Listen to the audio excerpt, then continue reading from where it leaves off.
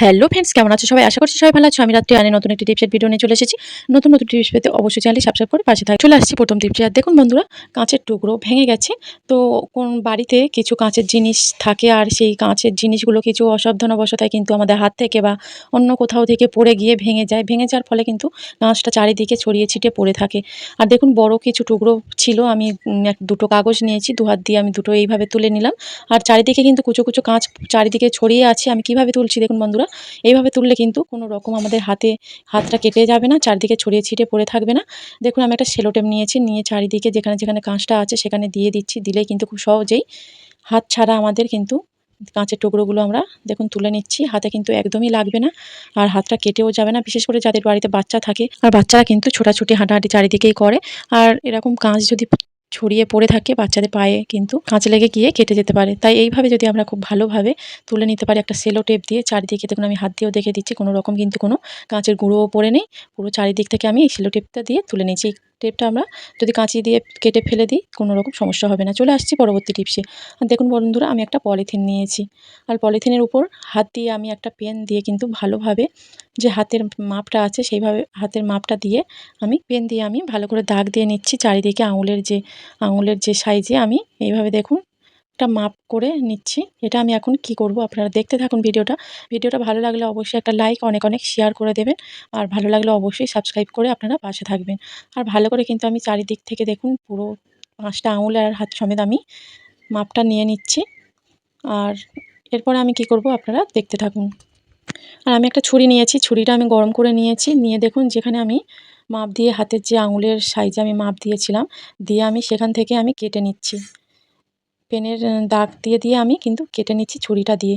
আর ছুরিটা যেহেতু গরম, দেখুন বন্ধুরা, ছুরিটা গরম হওয়ার ফলে কিন্তু পলিথিনটা খুব ভালোভাবে কিন্তু আমরা কেটে নিতে পারছি।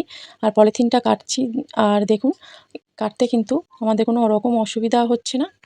আর যেহেতু ছুরিটা গরম, তাই আমরা যেখান থেকে কাটছি সেখান থেকে কিন্তু জুড়ে যাচ্ছে। আর যখন আমার লাস্টে আমি দেখাবো আপনাদের কিভাবে হয়েছে, কেমন হয়েছে এই কাটাটা। এভাবে কিন্তু একদমই জুড়ে গেছে, দেখুন জুড়ে যাবে।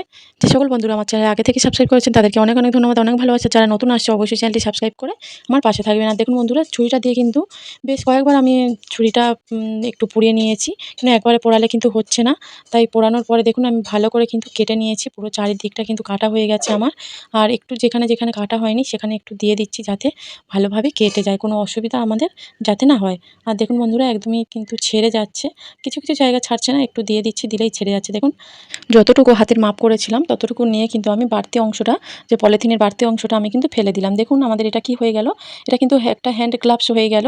অনেক সময় কি হয়, আমাদের যখন কলপ করি মাথাতে বা অন্যান্য কাজে কিন্তু আমাদের হ্যান্ড গ্লাভস লাগে। আর এই হ্যান্ড গ্লাভস কিন্তু কিনতে হয়। আমরা বাড়িতে যদি খুব সহজেই তৈরি করে নিতে পারি, আমাদের কিন্তু অনেকটা খরচা বেঁচে যাবে। অবশ্যই বাড়িতে আমরা আপনারা রান্নার টিপসটা সময় অ্যাপ্লাই করবেন। অনেক সময় দেখা যায় মশলা কষানোর সময় দেখুন তেলটা ছিটকে ছিটকে গায়ে, হাতে পায়ে বা গ্যাসের চারিদিকে ছড়িয়ে পড়ে। তো আমরা কি করতে পারি এর জন্য? চলুন তাহলে দেখে নিই টিপসটা কী।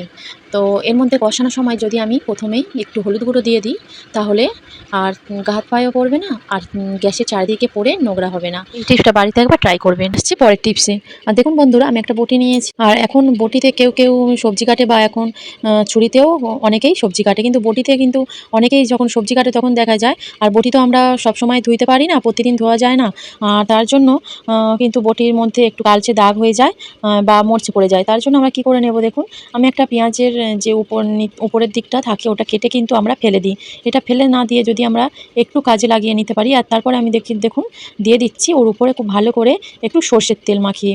তো এইভাবে সর্ষের তেলটা মাখিয়ে আমরা যদি এরকমভাবে বটিতে খুব সুন্দরভাবে দেখুন এইভাবে যদি ঘষে নিই, একটু কিন্তু সাবধানে করতে হবে, কেননা এটা বটি তো একটু হাতটা একটু যদি লেগে যায় তখন তো কেটে যাবে।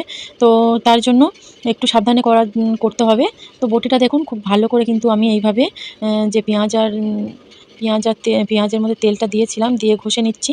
নেওয়ার ফলে কি হবে, আর এটাতে কিন্তু মরচেও পড়বে না। আর এটা কিন্তু বটিটা কিন্তু কালো কালো দাগও হয়ে যাবে না। এইভাবে যদি আমরা বাড়িতে একটা ফেলে দেওয়া কিছু জিনিস দিয়ে এইভাবে যদি আমরা করে নিতে পারি, তাহলে কিন্তু আমাদের অনেকটাই উপকার হবে। আর মরচে পড়ে গেলে বুঝতে পারছেন আপনারা, বটিতে কিন্তু কোনো রকম আমরা কিছু কাটতে পারবো না। আর একটু যখন ধুয়ে রাখবো, ধোয়ার সময় কিন্তু এটা একটু ভালো করে মুছে শুকিয়ে রাখতে হবে। আর অন্তত মাসে 2 বার করলেও এইভাবে হয়ে যাবে। অবশ্যই টিপসটা অ্যাপ্লাই করবেন। বাড়িতে চলে আসছি পরবর্তী টিপসে। দেখুন বন্ধুরা, আমি একটা পলিথিন নিয়েছি। আর পলিথিন নিয়ে কিন্তু সামনের দিকে দেখুন আমি কিছুটা কেটে নিচ্ছি। একটা কাঁচি নিয়েছি। কাঁচি নিয়ে কিন্তু পলিথিনটা খুব ভালো করে এইভাবে আমি কেটে নিয়েছি। অনেক কটা করে আমি কেটে নিলাম পলিথিনটার। একটু বড়, বড় করে কেটে নিয়েছি যাতে আমাদের সুবিধাটা হয়। আমি একটা এখানে খুন্তি নিয়ে নিয়েছি। দেখুন বন্ধুরা, খুন্তিটা নিয়ে আমি পলিথিনটার ভিতরে দিয়ে দিলাম। দিয়ে আমি একটু এটা ভালো করে কিন্তু আমি বেঁধে নেব এটা।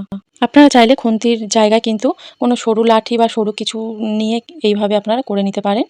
সরু কিছু নিতে হবে, মোটা কিছু নিলে হবে না। দেখুন কত সুন্দর একটা আমি তৈরি করে নিলাম টুল। আর এটা নিয়ে আমি কি করব? দেখুন বন্ধুরা, আমাদের বাড়িতে অনেক আসবাবপত্র থাকে যেগুলো কিন্তু একদমই আমাদের কোনো রকম ব্রাশ বা কোনো ফুল ঝাড়ু, ঝাড়ু কিন্তু আমাদের ভিতরে ঢুকতেই যায় না।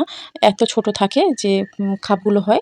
ছোট থাকার ফলে কিন্তু আমরা এই ভিতরে আমরা কোনো রকম কিছু দিয়ে পরিষ্কার করতেই পারি না, ঝাড়ু বা ব্রাশ দিয়ে। তাই দেখুন বন্ধুরা, একটা পলিথিন দিয়ে কিন্তু আমরা খুব সুন্দরভাবে আমরা এইভাবে কিন্তু ঝাড়ু দিয়ে নিতেই পারি খুব সহজেই। দেখুন বন্ধুরা, কতটা নোংরা কিন্তু আছে এর ভিতরে।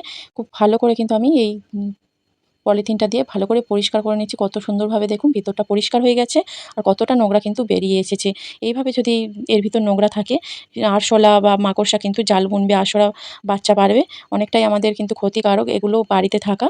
তাই এইভাবে যদি আপনারা খুব সহজেই একটা পলিথিন আর খুন্তি নিয়ে তৈরি করে নিতে পারেন, অনেকটা আমাদের সুবিধা হবে।